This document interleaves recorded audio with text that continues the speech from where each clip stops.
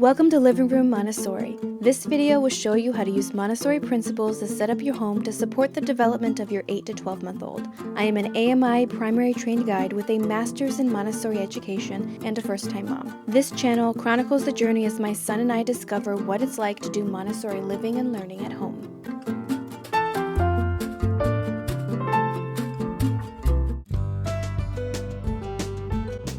The area for movement and activity is always changing and expanding in your home. These are areas with space for your baby to safely move around within in order to practice their fine and gross motor skills through exploration and activities. Upstairs in his room, I rotated out his toys and activities so that what was available was developmentally appropriate. These toys are housed in low shelving so he can access them by himself. I'll be making another video that will focus on the activities for the 8 to 12 month old. I also created a reading area so that he could choose books on his own and enjoy them in a cozy chair. I made a standing bar so that my son could practice pulling himself up to standing and finding his equilibrium while still having a place to grab onto if he needs it. I used a secondhand mirror and a towel rod that I reinforced with extra screws on the side and mounted securely to the wall. I created a wardrobe for his clothes and transformed the daybed into a floor bed. Downstairs, the area for movement and activity was mostly the carpeted area of the living room. As the months progressed, I continued to watch my son improve his walking and climbing skills and realized it was time to give him more space.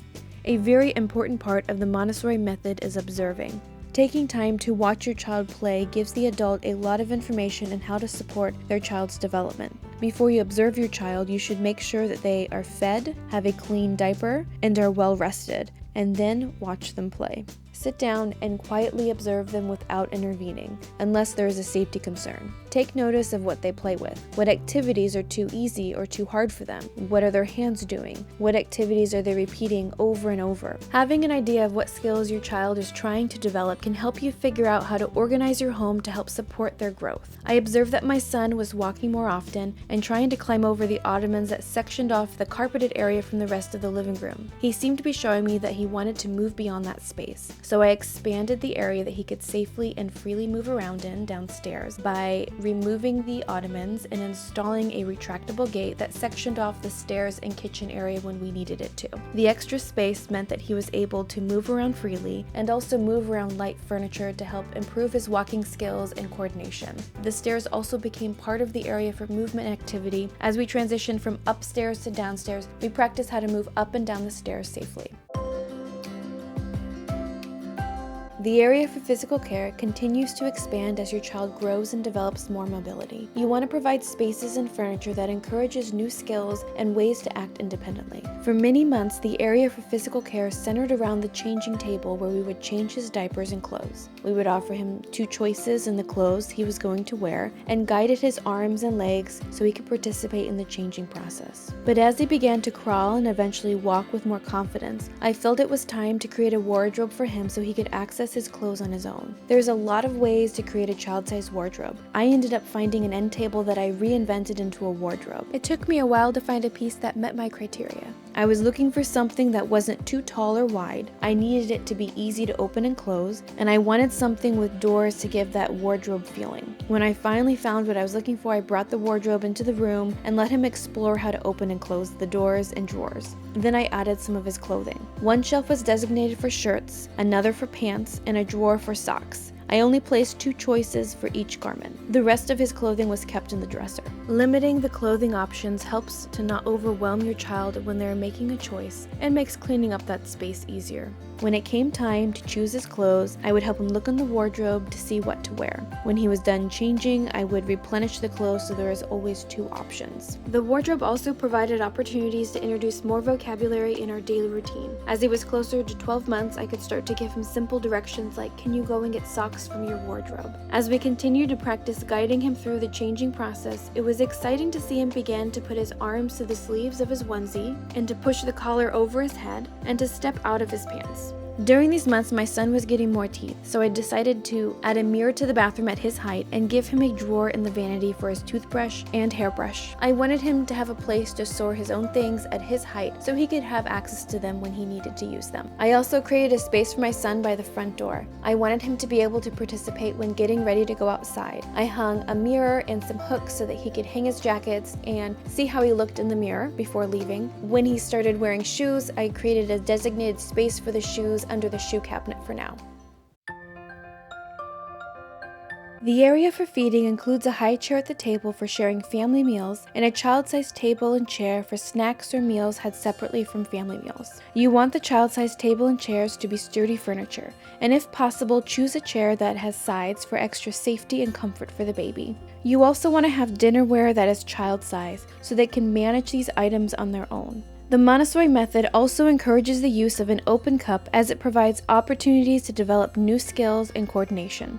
A placemat with indicators of where to place each item also encourages independence. Because we have a glass tabletop, I was able to use clear contact paper and construction paper to create a permanent placemat that I just stuck to the table from underneath so that it was easy to clean the surface of the table.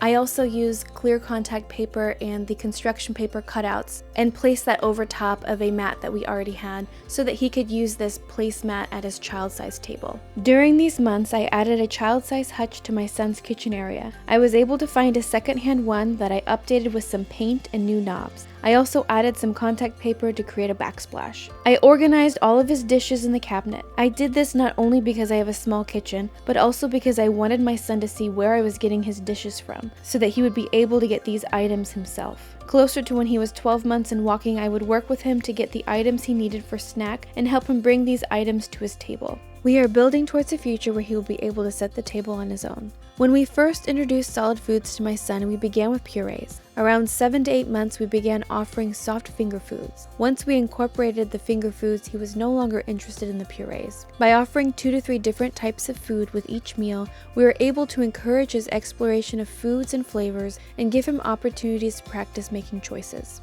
Even though he was not using his spoon throughout the entire meal, he was still able to improve the dexterity of his fingers and practice eye-hand coordination as he picked up each piece of food and brought it to his mouth. This area in your home provides many great opportunities for the adult to offer language experiences. There is a lot that can be said when preparing a meal, setting the table, and describing what food is being eaten, and talking through the cleaning up process. Whatever your mealtime situation may be, it's important to keep thinking about how you might continue to encourage independence in your child. Think about how you can provide opportunities for your child to make more choices. Use mealtime as a way to create experiences for them to explore flavors and textures, and consider how you might integrate lots of language in the process. The Montessori method encourages the use of a floor bed for sleeping. This low bed supports your child's independence by allowing the child to get in and out of the bed on their own. A floor bed also encourages awareness of their need to rest and gives them a way to act on that need. To create a floor bed in my son's room, we removed the bottom half of the daybed. As of right now, my son is still sleeping in a crib in our room. However, I wanted to provide a floor bed so that while we were playing, he could still rest and lay down if he wanted to. It also was a great place to breastfeed and read together. When introducing the floor bed, we helped my son practice how to get on and off the bed safely. Most floor beds will have a frame so that your child doesn't roll off the bed while sleeping. Since ours is a homemade floor bed, we will eventually be adding a bumper. I hope you've enjoyed this video and feel empowered to create your own Montessori-inspired spaces within your home. Remember to like and subscribe to stay up to date on all the new videos that I post. Until next time.